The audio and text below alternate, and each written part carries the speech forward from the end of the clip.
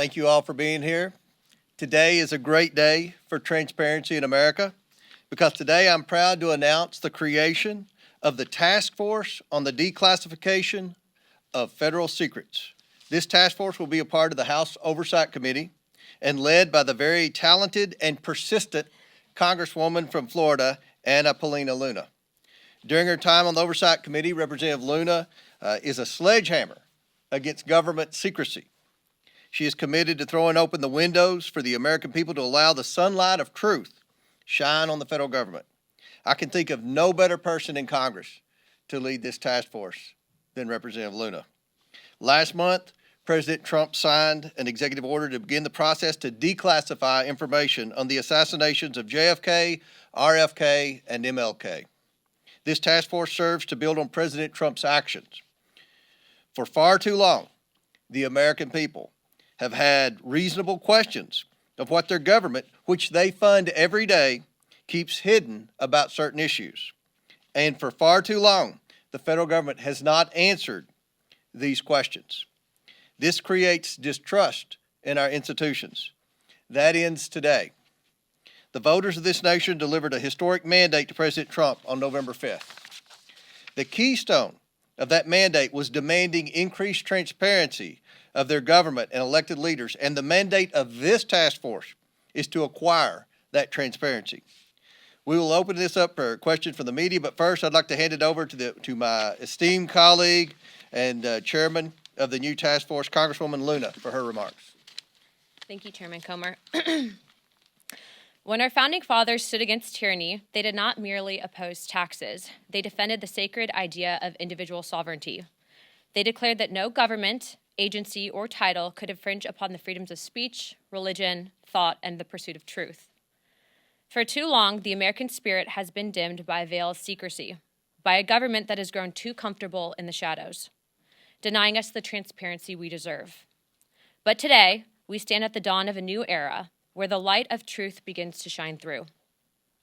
A few weeks ago, President Donald Trump made a historic announcement. With the stroke of a pen, he committed to declassifying the files concerning the assassinations of President John F. Kennedy, Robert F. Kennedy, and Dr. Martin Luther King Jr., a decision not just monumental, but pivotal. It is with profound honor that I have been entrusted by Speaker Mike Johnson and Chairman James Comer to lead the House Oversight Task Force on Declassification of Federal Secrets. Together with the help of the White House, our intelligence allies, the Department of Defense, the Department of Justice, we will be conducting investigations into the following: the assassinations of JFK, RFK, and Dr. Martin Luther King, unidentified aerial phenomena, also known as UAPs, unidentified submerged objects, also known as USOs, the Epstein client list, the origins of COVID-19, and the 9/11 files. This task force will be a beacon of bipartisanship. On the Republican side, Representatives Burchett, Boebert, Burleson, Crane, Gill, and Mace will be joining me, although I'd like to note that I'm expanding this to the entire governing body and will be allowing certain members to waive on. Our first hearing is set for March. The date will be announced soon, and we've already initiated close to a dozen communications with various agencies, to include Pam Bondi at the Department of Justice and the Secretary of State. This will no longer be a task force that makes bold promises only to fade into irrelevance or send strongly worded letters. This will be a relentless pursuit of truth and transparency, and we will not stop until the American people have the answers they deserve. We will cut through the bureaucracy, challenge the stonewalling, and ensure that the American people finally get the truth that they have been denied for too long.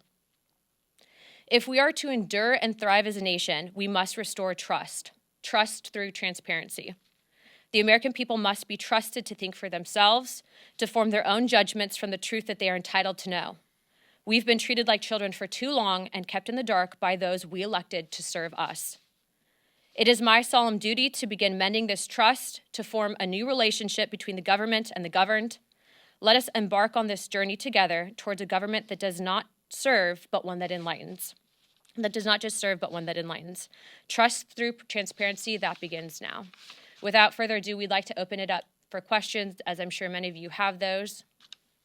Hands up. Thank you, ma'am. Obviously, your goals are aligned with the administration's on the declassification of Martin Luther King and the Kennedys. how would you handle if you end up, whether it's President Trump or Attorney General Bondi or DNI Gabbard, if they disagree with what you're looking to declassify on a certain topic, whether it's UAPs or 9/11 or something like that? How would you handle if there's some stuff that they don't necessarily want to declassify? Well, certainly, I think that they'd be supportive, being that they're advocating for this. But also, I want to remind the American people that this is bipartisan. There's also Democrats that are looking into answering these very questions. But certainly, we would share that information with the American people. This is about transparency.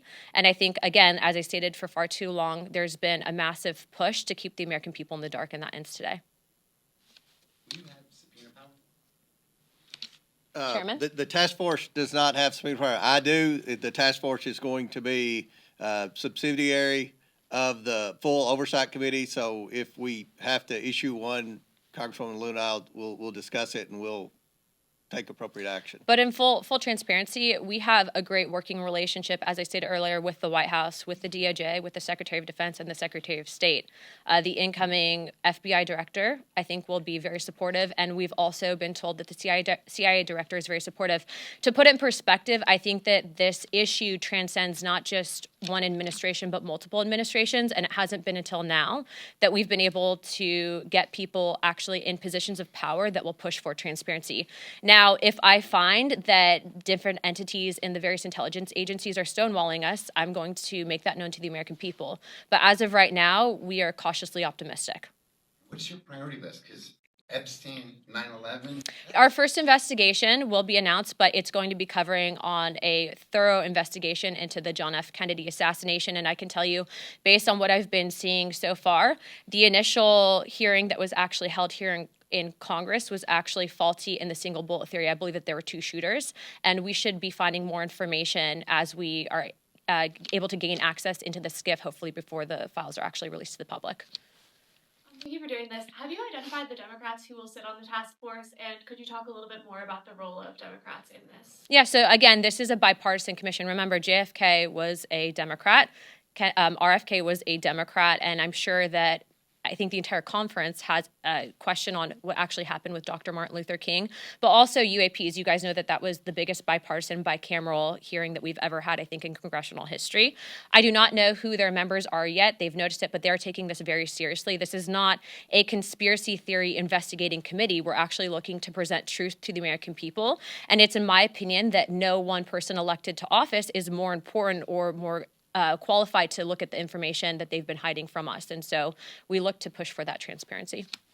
What sort of witnesses will you expect to have at your hearings? I know you said the first one's in March. Would that be department heads, former employees of various agencies? Would you like to jump Go in? ahead, go Yeah, ahead. I was going to say, based on what we're actually looking to do with the JFK investigation, I'm looking to actually bring in some of the attending physicians at the initial assassination, and then also people that had been on the various commissions looking into, like the Warren Commission looking into the initial assassinations. There's been conflicting evidence, and I think that even the FBI at the time reported some anomalies in the initial autopsy at Bethesda, Maryland. All of those, though, seem to have been rinsed and repeated in the media to push a certain narrative that we don't agree with. And so I think that in order to put to bed some of the theories that have been out there on John F. Kennedy, we have to know the full truth. And the full truth starts with transparency. And that's why these files is so important for the American people to read for themselves. With this task force, what are you hoping to uncover as far as UAPs that you have not already heard from other UAP hearings? The biggest information problems that we've had with UAPs is the amount of stonewalling, stovepiping, and also it seems that there is this push to gaslight the American people into looking at the evidence and then not fully believing it. I think for us, if we're writing the budget, for example, into the Pentagon, if we're writing the budget overall for whatever programs might be out there, why is it that members of Congress who are given a top secret security clearance are being denied access? That's not a free and true government. And so for us, especially being that we have now a Secretary of State who's actually open to declassification and Marco Rubio, we're hoping to present that information and at least acknowledge it from a government perspective that we are not alone, but also let's see what the evidence is. Thank you. Have you already been in contact with or started to send requests to these different agencies and federal departments for this information? Yes, in fact, the letters went out this morning, not just on RFK, JFK, and MLK, but on everything that I had listed above to include UAPs, Epstein, and 9/11 and COVID, to the State Department, Department of Defense, CIA, and then also we'll be sending some to the FBI, and letters have also gone out to the NSA. How is this going to be different than the House Select Committee on Assassinations, which investigated both the John F. Kennedy assassination and the King assassination? Well, what's interesting on that specific committee is what, to my understanding, when they actually brought in expert witnesses, they weren't actually people that were in attendance to the initial autopsy at Bethesda. But also, this is a bigger committee than just the JFK assassinations. We're also expanding into Epstein, COVID origins, 9/11s, and then UAPs and USOs. And so before, where we initially had some of these hearings, this is going to be an encompassing committee that's going to work directly with the White House on information that they're declassifying. Just to be clear, Yeah. you mentioned there's the Warren Committee, Mhm. but also the Select. Correct. Correct. There's actually 3 different government investigations into the JFK assassination. But again, this committee is expanding not just there, but outwards into other fields. And again, we're working directly with the White House. In previous investigations, they didn't have access to the information that we are going to have access to. And so that's a big deal, especially if you're looking at what truly happened with JFK. Are you going to get a top secret clearance? I already have a top secret clearance. You do. All members of Congress have a TSCI. The question is do we get SAP access, of which Chairman Comer has been very supportive, and we'll be getting SAP access as well. Okay, 2 more, and then we're going to wrap it up. Obviously, some of the questions on some of these topics, whether it's Jeffrey Epstein or COVID-19, the questions are obvious. What specifically, though, are the questions you're looking to get answered with regards to September 11th? We just want the truth. How much did the CIA know in advance? But also remember, when you have only certain information that's shared with the American people, that's when conspiracy theories happen. And it's in my opinion that conspiracy theories can be detrimental. It doesn't mean that in the last couple of months we haven't been right on a few things, but what I will say is I think that we deserve to give this information to the American people. I don't agree with the stonewalling that's occurred. And also, how do we prevent things like it from happening in the future? And we have to know the full picture, and the American people deserve to know that as well. Can we expect any collaboration with the Department of Government Efficiency? I don't know what information DOJ would have, but I would encourage them if they have anything on JFK, Epstein, or anything in between that they bring it to our office immediately. Okay, 1 more and then we'll wrap it up. We have one. This is for Sheriff Comer, if you don't mind. Of course. Your oversight of things for your city. Looking at your city mayor, Eric Adams, stand apart from the other Democrats in that he's cultivating a relationship with President Trump and has been critical of sanctuary laws. And what do you hope to uncover with this hearing? Well, we have a lot of questions. Some of the people in the mayor's administration have been vocal that they weren't going to comply with federal law, that they were going to continue to act as sanctuary cities. We want to know about coordination and communication they had between the previous administration. How did so many of these illegals get there? Who was paying for it? Who were they communicating with to be able to provide housing and so many other benefits to such a large population of people? Just the basic questions we all have. Who was paying for it?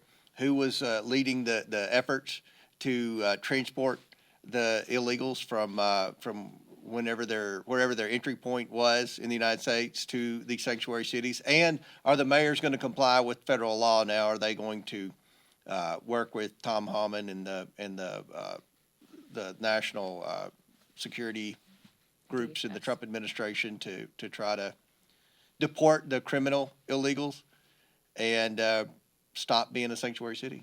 Do you feel less worried about Eric Adams himself considering his signals? Worried about what? Do we feel less worried about Eric Adams?